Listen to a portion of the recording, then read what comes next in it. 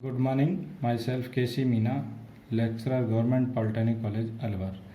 आज मैं आपको सब्जेक्ट EL 205 डिजिटल इलेक्ट्रॉनिक्स में जो लॉजिक गेट्स चैप्टर है उसका टॉपिक है लॉजिक फैमिलीज़। तो उसके बारे में समझाने का प्रयास करूँगा कि कौन कौन सी लॉजिक फैमिलीज़ होती हैं, लॉजिक फैमिलीज़ क्या होती हैं, ठीक है, क्या पैरामीटर्स होते हैं उनकी क्या कंपैरिजन में, उनमें डिफरेंट फैमिलीज़ में कौन कौन से बेसिक गेट्स होते हैं, ये मैं आपको समझाने का प्रयास करूँगा। सबसे पहले मैं ये बताना चाहूँगा आपको कि जो डिजिटल सर्किट्स हैं वो डिफरेंट लॉजिक फैमिलीज़ में डिवाइड होता है, ठीक है। और ये जो प्रत्येक लॉजिक फैमिली है ये एक लॉजिक एलिमेंट के ऊपर निर्भर करती है जिसके द्वारा जो ICs इंटीग्रेटेड सर्किट्स बनाई जाती हैं। तो दूसरे शब्दों में ये कह सकते हैं कि जो ICs के अंदर जो मुख्य लॉजिक एलिमेंट सर्किट काम में लेते हैं उसी से उस फैमिली का नाम चलता है या उसी से उस लॉजिक फैमिली को जाना जा सकता है। तो जो लॉजिक सर्किट की सहायता से गेट्स, फ्लिप फ्लॉप्स इत्यादि बनाए जाते हैं तो उसी से उस लॉजिक फैमिली का नाम पुकारा जाता है। तो जो मुख्य जो लॉजिक फैमिलीज़ हैं, लॉजिक फैमिलीज़ हैं वो हैं आपकी RTL, register transistor logic, register transistor logic. दूसरी है आपकी DTL, डायोड ट्रांजिस्टर लॉजिक। तीसरी है आपकी TTL, ट्रांजिस्टर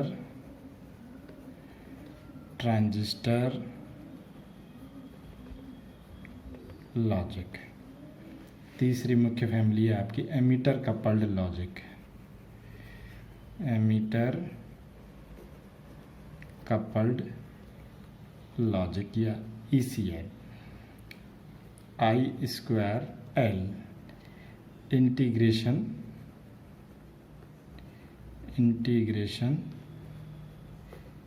इंजेक्शन लॉजिक। और एक है जो काफ़ी इम्पोर्टेंट है CMOS, complementary metal oxide semiconductor logic, ठीक है। तो ये मुख्य जो लॉजिक फैमिलीज़ हैं जिनके बारे में हम जानकारी जुटाएंगे, ठीक है। तो उससे पहले मैं आपको बताना चाहूँगा कि ऐसे कौन कौन से पैरामीटर्स हैं जो लॉजिक फैमिलीज को स्टडी करने के काम में आते हैं या जो लॉजिक फैमिलीज की परफॉर्मेंस को बताता है या जो मैन्युफैक्चरर जिन पैरामीटर्स के डाटा प्रोडक्ट के साथ सप्लाई करता है वो कौन कौन से पैरामीटर्स होते हैं। तो पहला है आपका जैसे प्रोपेगेशन डिले।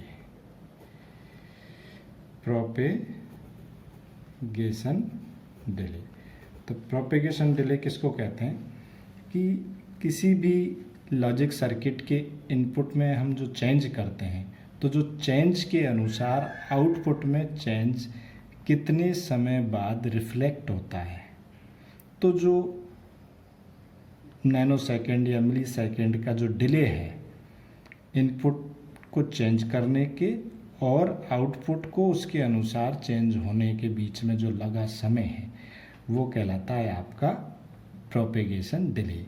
इसको नॉर्मली हम मिली सेकेंड्स और नैनो सेकेंड्स में मेजर करते हैं। जो प्रोपेगेशन डिले है कि गेट के हमने इनपुट चेंज किया तो उसके अनुसार आउटपुट कितने मिली सेकेंड या कितने नैनो सेकेंड माइक्रो सेकेंड बाद में हमको रिफ्लेक्ट हुआ, तो इसको कहेंगे हम प्रोपेगेशन डिले। दूसरा पैरामीटर है आपका पावर डिसिपेशन। दूसरा जो मुख्य पैरामीटर है वो क्या है कि पावर, कितनी पावर कंज्यूम करता है कोई गेट, तो पर gate how much power consumption. तो दूसरा कितनी हीट प्रत्येक गेट में डिसिपेट होती है, कितनी हीट जनरेट होती है पर गेट, इसको हम मेजर करते हैं मिली वॉट्स में। तीसरा जो पैरामीटर है वो है आपका फैन आउट। फैन आउट क्या है कि किसी भी गेट के आउटपुट को कितने लोड हम कनेक्ट कर सकते हैं, या दूसरे सरल शब्दों में कह सकते हैं कि फॉर एग्जांपल किसी भी लॉजिक एलिमेंट का फैन आउट है 10, तो इसका मतलब है कि उस लॉजिक गेट के आउटपुट में 10 लॉजिक एलिमेंट हम कनेक्ट कर सकते हैं। तो फैन आउट क्या है कि उस लॉजिक गेट के आउटपुट में कितने गेट हम कनेक्ट कर सकते हैं। चौथा जो इम्पोर्टेंट पैरामीटर है वो है आपका नॉइज इम्यूनिटी। नॉइज इम्यूनिटी कि नॉइज के प्रति कितनी इम्यूनिटी है, या नॉइज मार्जिन। इसका मतलब है कि जो गेट सर्किटरी है अलग अलग फैमिलीज के अंदर, वो अपने जो इनपुट सिग्नल के ऊपर कितना अनवांटेड सिग्नल सुपर इम्पोज कर सकते हैं बगैर गेट की वर्किंग को एडवर्सली प्रभावित किए। कहने का मतलब ये है कि उनके इनपुट सिग्नल पर कितने अनवांटेड सिग्नल सुपर इम्पोज हो सकते हैं जिससे कि उनकी जो वर्किंग है वो इनकरेक्ट न हो। तो इसको कहते हैं नॉइज इम्यूनिटी, कि वो कितना इम्यून है अनवांटेड सिग्नल के प्रति, कितना इम्यून है अनवांटेड सिग्नल के प्रति या नॉइज सिग्नल के प्रति, जिससे कि उसकी वर्किंग एडवर्सली प्रभावित नहीं हो। अब जो सबसे पहला अपना मेंबर है आपका रजिस्टर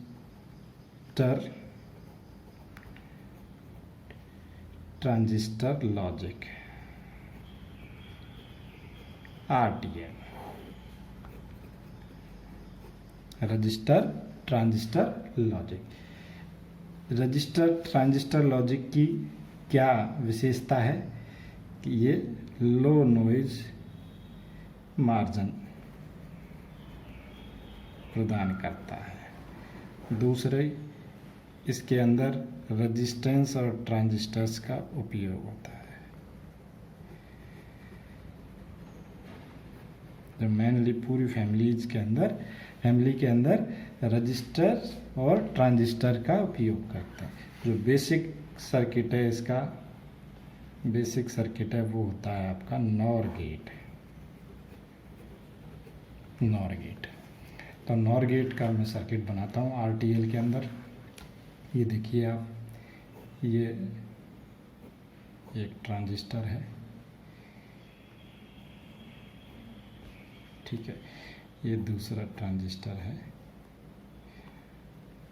दोनों के एमीटर करके ग्राउंड से जोड़े, और आपका इसका जो कलेक्टर है वो दोनों के कलेक्टर भी एक दूसरे से जुड़े हैं। दोनों के कलेक्टर, दोनों ट्रांजिस्टर्स के कलेक्टर एक साथ जुड़े हुए हैं और एमीटर भी एक साथ जुड़े हुए हैं। बेस पर दोनों के इनपुट अलग अलग है।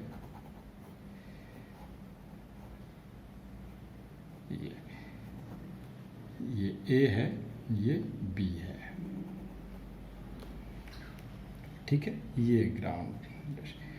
तो मान लीजिए ये आपका Q1 है, ये Q2 है, +5 वोल्ट, V R3 और यहाँ आप ले रहे हैं आउटपुट। ठीक है, ये इसका बेसिक सर्किट है आपका RTL नॉर गेट का। तो इसकी वर्किंग को हम इस प्रकार समझ सकते हैं कि जब बोथ इनपुट्स आर लो, मतलब दोनों A और B इनपुट लो होंगे, तो उस केस में क्या होगा, Q1 और Q2 दोनों ट्रांजिस्टर आपके कंडक्ट नहीं करेंगे, दोनों कट ऑफ में रहेंगे। दोनों कट ऑफ में रहेंगे तो क्या होगा आपका, दोनों कट ऑफ में रहेंगे तो उस केस में आपका जो सप्लाई वोल्टेज है वो आउटपुट में मिलेगा। आउटपुट में मिलेगा, इसका मतलब आउटपुट यहाँ क्या आएगा आपका हाई। दूसरे तरफ यदि कोई एक भी इनपुट आपका हाई हुआ, A और B में से कोई एक भी इनपुट आपका हाई हुआ, तो जो भी इनपुट हाई होगा उसका वही करस्पॉन्डिंग ट्रांजिस्टर आपका क्या होगा, ऑन होगा। और ऑन होने के पश्चात क्या होगा आपका सर्किट में, जैसे मान लीजिए फॉर एग्जांपल A1 है B0 है, A1 है तो उस केस में क्या होगा आपका, यहाँ पर बेस पर इनपुट आ रहा है, ठीक है हाई, तो Q1 ट्रांजिस्टर ऑन होगा और सर्किट में इस प्रकार करंट फ्लो होगा। सर्किट में इस प्रकार करंट फ्लो होगा तो उस केस में आउटपुट और ग्राउंड के बीच में क्या आएगा आपका, ऑलमोस्ट 0 वोल्ट। तो उस केस में क्या होगा, हमेशा अगर कोई भी एक इनपुट नॉर गेट के केस में हाई है तो हमेशा आउटपुट क्या आएगा आपका, लो आएगा इस प्रकार। तो ये तो हो गया इसका ऑपरेशन। देन जो RTL के पैरामीटर्स क्या हैं, जो अभी अभी अपन ने डिस्कस किए हैं, तो RTL के पैरामीटर्स हैं, इसकी फैन आउट होती है आपकी 5, नॉइज मार्जिन है फैन आउट 5 का मतलब क्या है, फैन आउट 5 का मतलब है एक RTL नॉर गेट से हम 5 अन्य गेटों को कनेक्ट कर सकते हैं। नॉइज मार्जिन है इसका 0.2 वोल्ट। प्रोपेगेशन डिले जो है इसके अंदर लगभग 12 नैनो सेकेंड। पावर डिसिपेशन जो है इसका लगभग 12 मिली वॉट पर गेट। और पावर सप्लाई वोल्टेज इसको चाहिए 3.8 वोल्ट। एडवांटेज क्या हो गया इसका, इसका मुख्य एडवांटेज ये है कि ये लो पावर डिसिपेशन है, लो पावर डिसिपेशन, काफ़ी कम पावर कंज्यूम करता है या डिसिपेट करता है। डिसएडवांटेज क्या है इसके, डिसएडवांटेज इसका मुख्य डिसएडवांटेज है कि इसकी पुअर नॉइज इम्यूनिटी। दूसरा मुख्य डिसएडवांटेज है relatively low speed, slow in speed. तो ये दो मुख्य डिसएडवांटेज हैं, एक तो पुअर नॉइज इम्यूनिटी और दूसरा आपका slow speed, relative slow speed है, स्पीड ज़्यादा नहीं है। अब बात करते हैं अपन डायोड ट्रांजिस्टर लॉजिक की। तो डायोड ट्रांजिस्टर लॉजिक की बात करते हैं, DTL, डायोड ट्रांजिस्टर लॉजिक या DTL, ठीक है। दूसरी फैमिली कौन सी है, डायोड ट्रांजिस्टर लॉजिक, जिसके अंदर डायोड और ट्रांजिस्टर्स के कॉम्बिनेशन से different logic gates, flip flops, circuits बनाए जाते हैं, ठीक है। तो RTL से ये बेटर नॉइज परफॉर्मेंस देगी, RTL की तुलना में ये थोड़ी better noise performance, noise margin थोड़ा ठीक है। लेकिन स्टिल स्लो इन स्पीड, अभी भी ये स्पीड इसकी कम है। तो इसके जो बेसिक गेट्स हैं वो कौन कौन से हैं आपके, एंड, और, एंड, नैंड, ये बेसिक गेट्स हैं इसके, एंड, और, एंड, नैंड। अब मैं एक एक की वर्किंग बताता हूँ आपको। सबसे पहले एंड गेट, ये एंड सर्किट। एंड सर्किट में आपका ये एंड सर्किट है, ये डायोड है, ये दूसरा डायोड आपका, दोनों का ये जंक्शन है आपका, ये ट्रांजिस्टर का बेस,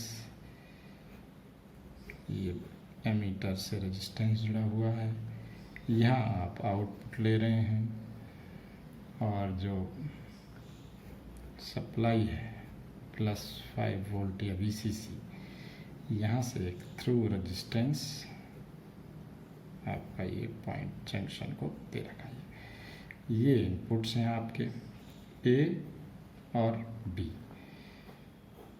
ये 0 वोल्ट मतलब 0 लॉजिक, +5 वोल्ट मतलब 1 लॉजिक 1। ठीक है, ये आपका लॉजिक सर्किट है इसका। ये कलेक्टर, ये एमीटर और ये बेस। ठीक है, तो इसकी वर्किंग को हम इस प्रकार समझ सकते हैं कि यदि दोनों इनपुट्स में से कोई भी लॉजिक 0 पे होगा, मतलब 0 पे होगा, तो उस केस में उसी करस्पॉन्डिंग का जो डायोड है वो आपका फॉरवर्ड बायस होगा, इस प्रकार। फॉर एग्जांपल, या इस प्रकार, जो भी आपका A और B में से दोनों या कोई एक जो भी लो होगा वही डायोड आपका फॉरवर्ड बायस हो जाएगा थ्रू इस R के। तो इससे क्या होगा, फॉरवर्ड बायस हो जाएगा तो ये जो पॉइंट X है ये क्या आ जाएगा, ग्राउंड से कनेक्ट हो जाएगा। ग्राउंड से कनेक्ट हो जाएगा तो आपका बेस पर क्या हो जाएगा, आपका 0 वोल्ट। इससे क्या हो जाएगा, ट्रांजिस्टर आपका कट ऑफ स्टेट में चला जाएगा और इस ट्रांजिस्टर के थ्रू कोई करंट फ्लो नहीं होगा, जिससे कि आउटपुट क्या आएगा आपका 0 या लो।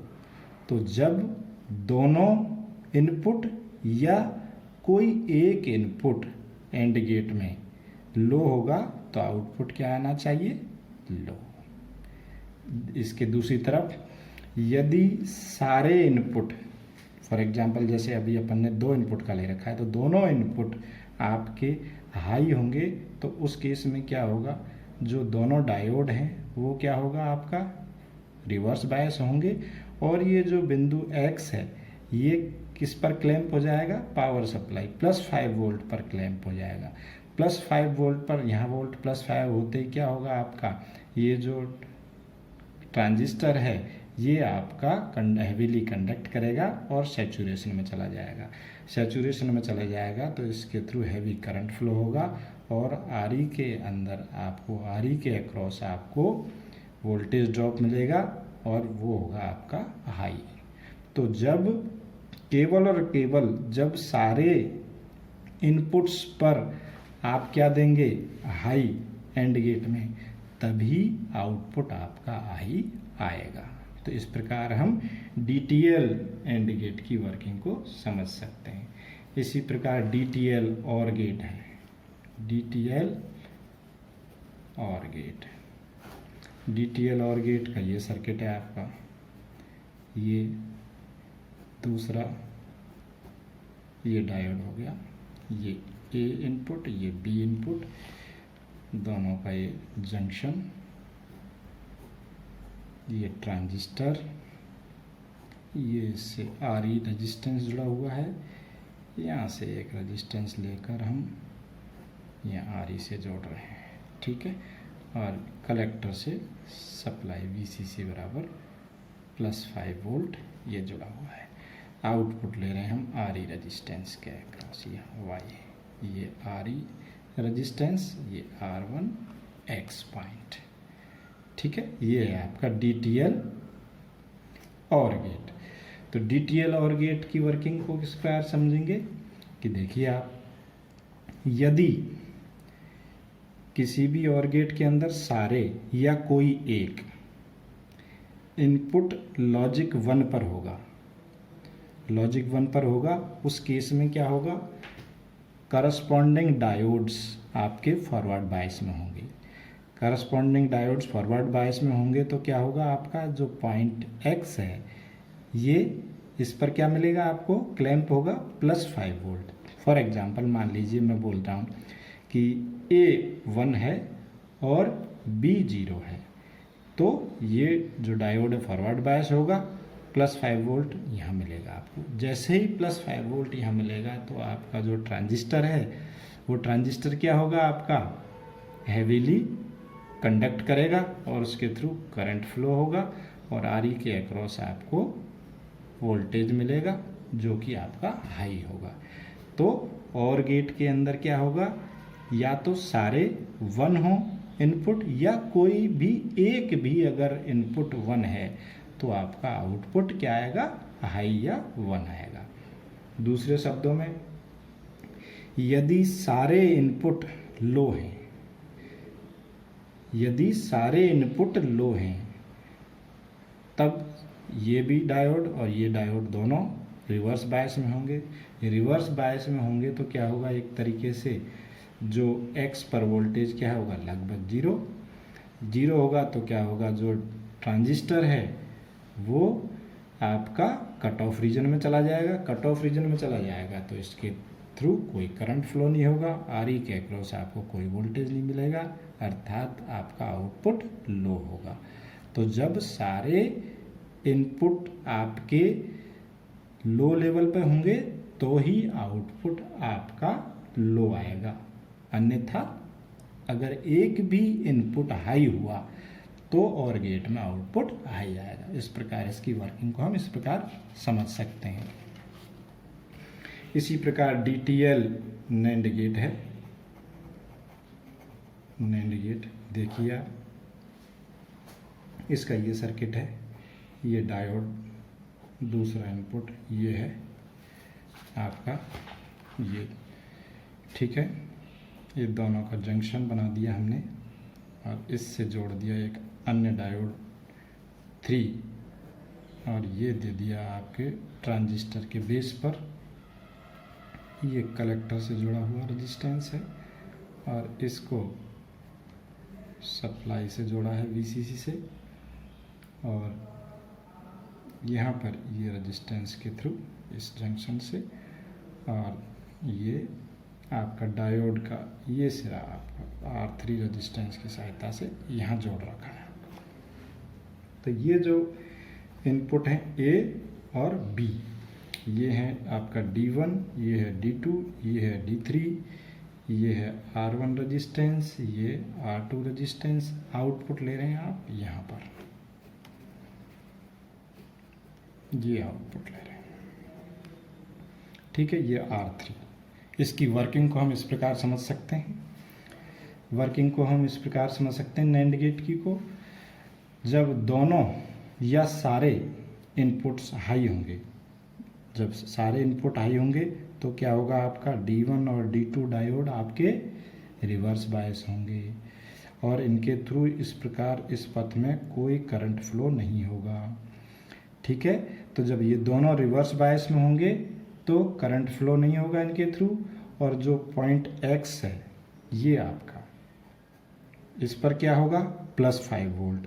जैसे ही इस पर ये स्थिति होगी +5 वोल्ट की, डायोड D3 है ये फॉरवर्ड बायस हो जाएगा, फॉरवर्ड बायस हो जाएगा और Q1 करंट को बेस करंट मिलने लगेगा।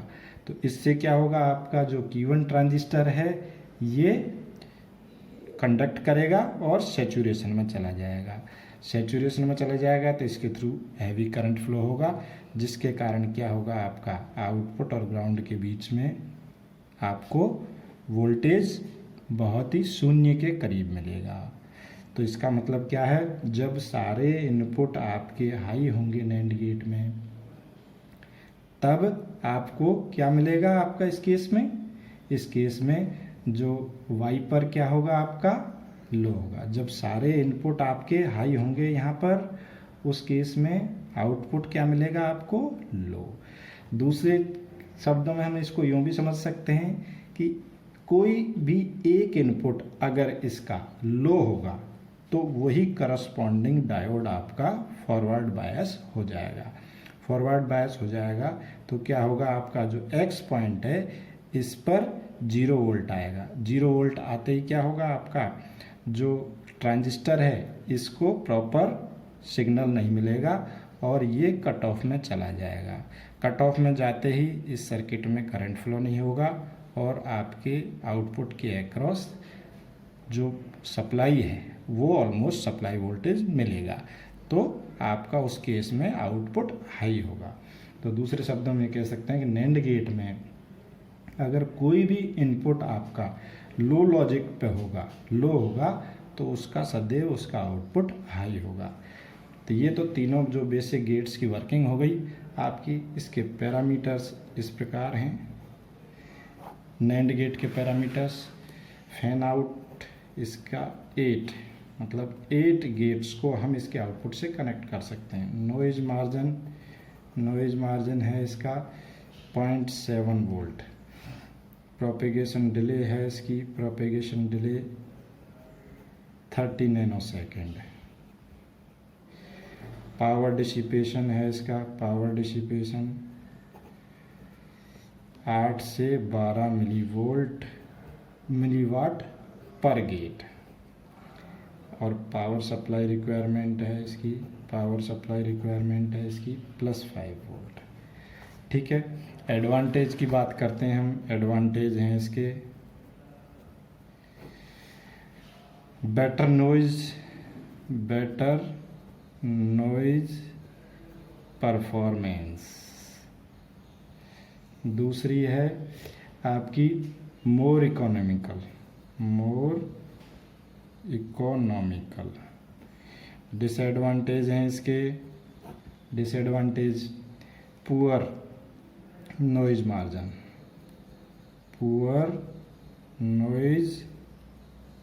मार्जिन। दूसरा है आपका हाई प्रोपेगेशन